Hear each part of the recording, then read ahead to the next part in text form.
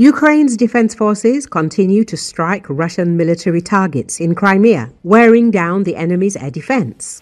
Serhiy Bratchuk, the spokesperson of the Ukrainian Volunteer Army, stated this on Espresso TV. Crimea has not disappeared from the agenda. Today, attacks on Russian Federation targets in occupied Crimea are intensifying. This intensification is essentially part of the response to the so-called Russian summer offensive. Indeed, we are talking about the fact that today the defense forces of Ukraine continue very active operations in Crimea. These are ground, air, and naval operations. There is destruction of Russian Federation air defense facilities, destruction of naval targets, and strikes on ground targets, including railway infrastructure. After all, the Russian railway today remains a key logistical artery for the invading army, Bratchuk said. The spokesperson of the Ukrainian Volunteer Army did not specify which long-range Ukrainian weapons are currently being routed for strikes in temporarily occupied Crimea. According to him, the phase of wearing down the enemy's air defense on the peninsula has been ongoing for quite some time. The Ukrainian Defense Forces are actively working against Russian military targets in Crimea. This activity also aims to exhaust the enemy's air defense. This phase has been going on for quite a while. Through these actions, the Ukrainian Armed Forces units are paving the way for our other firepower assets. I will not speak now about the Flamingo and Neptune missiles, but the path is being laid.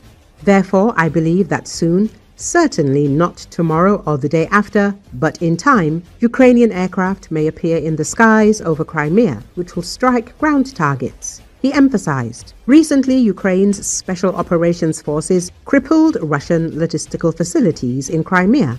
Throughout the full-scale war, Kyiv's forces have repeatedly targeted Russian military facilities and logistics in Crimea, a southern Ukrainian peninsula occupied by Russia since 2014. Recent weeks also saw Ukrainian forces step up drone attacks against railway infrastructure in Russian border regions, as well as oil facilities across Russia. Ukraine will not recognize Crimea as the territory of the Russian Federation.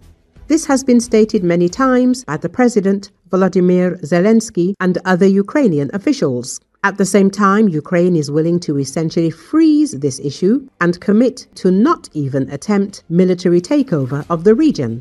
However, so far, Russia has rejected any attempts to establish a ceasefire, and therefore, the war continues, including on the Crimean Peninsula.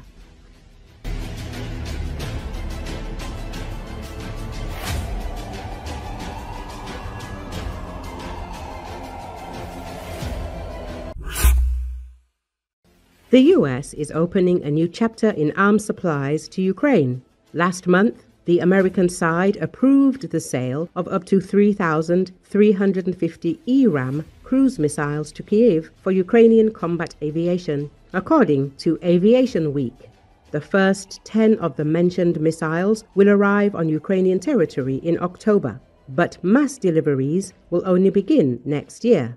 The development and production of ERAM is an example of the Pentagon's new policy of quick procurement. The contract for the missiles was published only a year ago, a record-breaking short cycle for the American defense industry.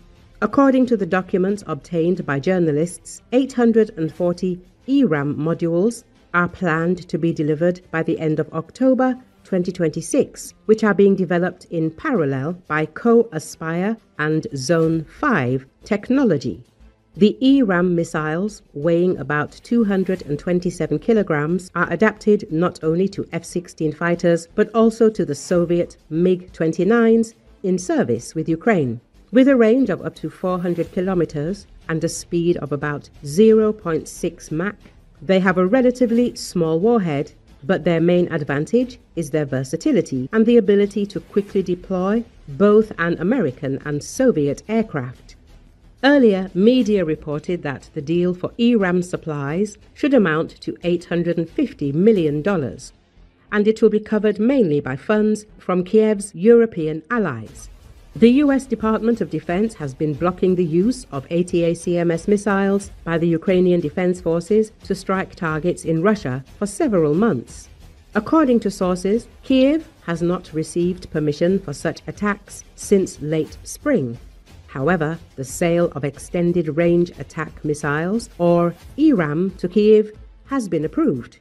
U.S. officials have clarified that while Ukraine has a limited supply of ATACMS, their use outside its own territory is only possible with special approval.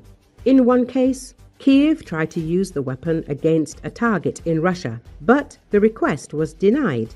The decision to launch each strike is made by Pentagon Chief Pete Hegseth in accordance with White House policy.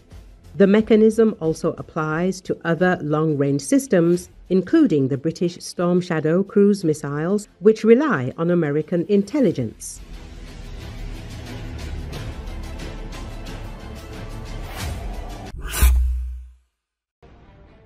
Panic-stricken reports about an emergency in the occupied Luhansk region are being spread on Russian Z channels. According to anonymous sources, about 300 prisoners who had previously been recruited into assault units of the Russian army have escaped from a military training ground in the so-called LNR. Maximum attention. About 300 stormtroopers escaped from the training ground in the LNR, all from the penal colonies. I can't say anything about weapons, but maximum attention. Warn everyone as much as possible. They won't necessarily advance in a crowd. Keep that in mind too, the message says. Although there is no official confirmation of this information yet, such cases have been recorded more than once.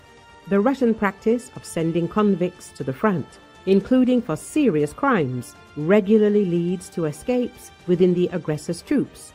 Recruitment of prisoners became widespread back in 2022 when the founder of the Wagner PMC, Yevgeny Prigozhin, personally visited prisons and agitated convicts to join the ranks of mercenaries.